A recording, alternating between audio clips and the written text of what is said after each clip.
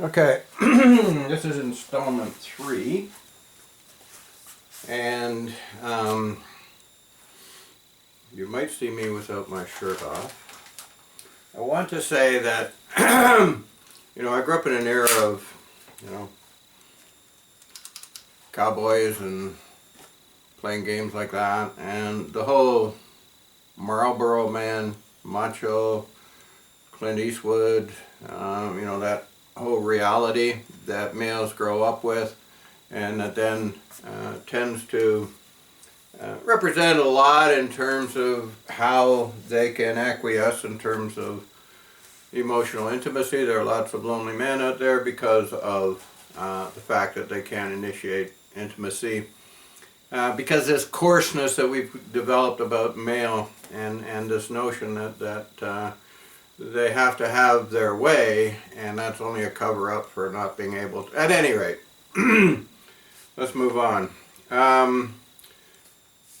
The macho idea about, I find these interesting. I've just started to use, so I've had them for decades. I believe in T.S. Eliot saying that, sometimes you come to a place where you've been before and you're recognized for the first time. And I realize that in getting old, this sort of atrophy that happens, the banging of the helmets and so on. There is something about keeping the elasticity in terms of from the outside in.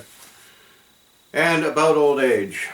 Old age has many benefits. First of all, the main benefit is that you're free from that hormonal situation. you're free from, okay, let's move this up here. Why don't I get over here? Why don't I lean on this? At any rate, the whole idea of old age, Leonard Cohen says, looking in the mirror don't lie. You can stick those little pins in that voodoo doll. Sorry, babe, it doesn't look like me at all. Leonard singing, to sold-out crowds at 79 years of age, down on his knees, doing something he wanted to do passionately. That's a good picture of old age, as opposed to the stair lifts and the chemicals that old people seemingly will take with side effects of, your nose will fall off, your legs will fall off. That sort of pathology of pathetic grip on life and so on. I've been depressed back 2002, 2003, 2004. Maybe some remnants still existed in interesting forms that didn't surface till, a decade after that. But at any rate, mental illness is a labyrinth. You might be able to see something about somebody else's life, but you can't see it. I often think of Philip Seymour Hoffman in that role of sniffing gasoline, that addiction, and then, what happened to him in terms of his addiction, or Robin Williams in terms of Good Will Hunting, where he's looking at the, talking about, sort of him being the guy lost at sea in the little boat, the picture that he has on the wall. And that is interesting because it seems from all accounts that Robin Williams was lost in this character propulsion, this jet propulsion of definition, destiny, what I'd call, your drives outlive you as an individual comprehending, cohesive, conscious, self-aware entity, so enveloped, so embedded, so entangled, does one get that's the way it is. So the problem with identification in terms of navigating emotions by suppressing them, not good. It's sort of like the Willy Loman syndrome, where again, you squish down a lot of your dreams and make them fit the reality that your life is constituted of. So I want to get down to muscles and so on. The whole idea that one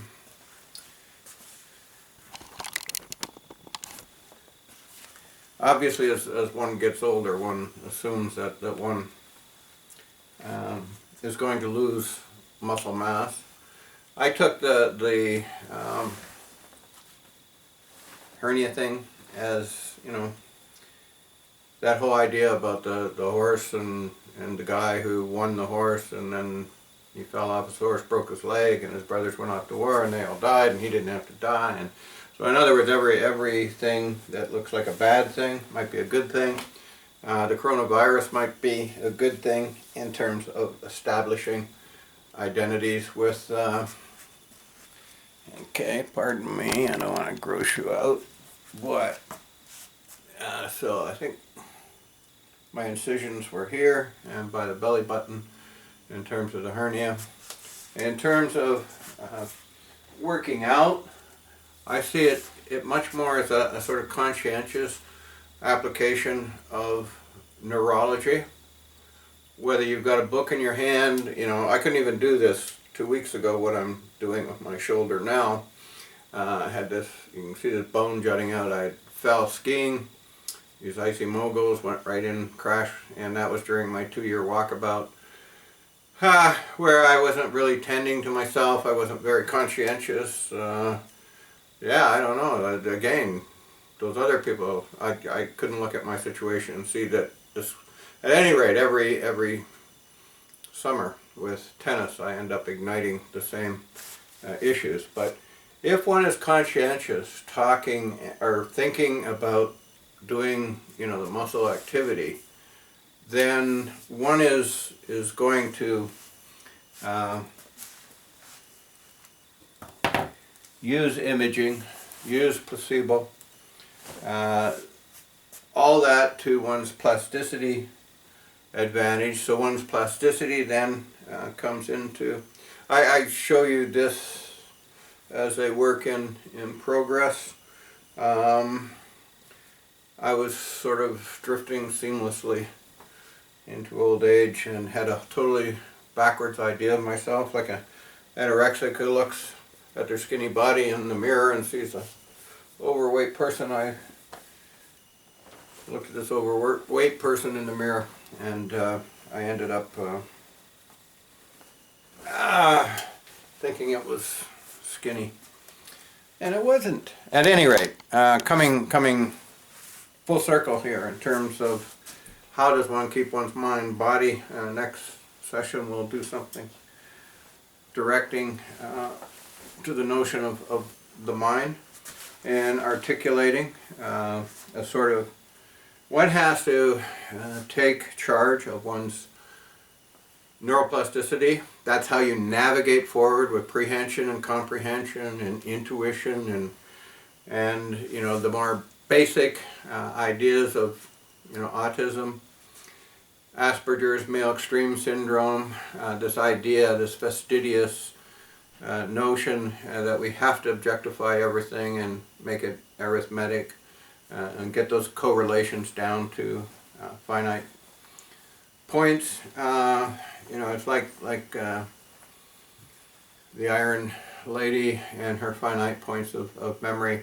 It becomes an affectation, and then as soon as one's disoriented from that type of affectation, one's disoriented from it all. So that neural map just collapses as unworthy of further attention. And the idea that you know, with all this pent-up energy, this stir craziness that can come about because of the coronavirus, it's important to have certain leads in terms of one mind. So what I'm suggesting is going inside, creating that neurological space in the neurological map so that one has this place to go to. You know, you can drive yourself crazy, even myself, without the morning sports reel. That's sort of my fix. That's where I, you know, eat my yogurt and bananas and walnuts. And the fact that I don't have it, you know, considering I hardly ever watch, I only watch segments of games, a few minutes here, a few minutes there. and maybe a little bit more when tennis is on. I used to watch whole matches. I remember the Fernando Verdasco Rafa Nadal match that went 5 hours and something. I watched the whole thing. At any rate, my sports mind goes way back. It goes back to the first Super Bowl and the second Super Bowl and the third Super Bowl, and then there was a sort of dud in there, Bud Grant and the Minnesota Vikings, and the Purple People Eater front line, and with that Kenny Payne from Canada and Joe Cap. And you know, it was an exciting time, even when the AFL and the NFL merged, and there had been Canadian players go down, Cookie Gilchrist down to the Buffalo Bills, and others, Tobin Road, I believe, from the Argonauts and so on. So I was an impassioned sports person. I am not in favor of the degree of fanaticism in sports whereby one's whole personality inflates and deflates according to whether the team won. So next time we're going to do something a little more intellectual, a little more challenging that way. And then we'll come back to the body and how the body has to encompass, you know, the neurology, the periphery, to make sure that, you know, in a movement, a broad movement, we're used to reaching for something. We're not used to the calibrations, you know, the binary conditions in that movement that do have an organism behind it in terms of how it fluidly comes into being and so on. So the mind can be a crazy thing. The mind controls the brain. If you have a diseased mind, it's going to affect the biochemistry, the electricity, the polarity in the brain. You're going to become, you know, rigidly adhered to in a very peremptory sort of way. And because sports has been so interfused with your day-to-day calibration of how you understand and what you understand and what you focus on and what you want to focus on, it becomes an issue in terms of managing one's mind. You know, given that new vacuity where sports was, what's going to, and I think this might be a tap on the shoulder from evolution, saying, you know, this is what needs to be done. We were rushing like lemons over the cliff in terms of this digital interface, in terms of the computer. You know, we don't respect our own private space at home. And now we're, you know, thrust together and easily in many households getting on each other's nerves. So that's why I see this as topical, as important, and interesting, challenging to decipher the evolutionary thrust that pushes us into, you know, higher realms of being and distinguishes, you know, what I call the level of complexity. Because we're complex creatures, 100 billion neuron universe, we can bring new neurogenesis, neuroplasticity, all this coming on board with this threshold at the, you know, the edge of the neural map and changing and what that means, because there's a level of uncertainty, anxiety that then gets stimulating, like Salvador Dali's paranoid method. It can induce one to making sort of giant leaps forward in terms of self-definition and self-evolution. And I think that's simply put, that's the quest. It's like what else could have made the world stop and take notice of itself?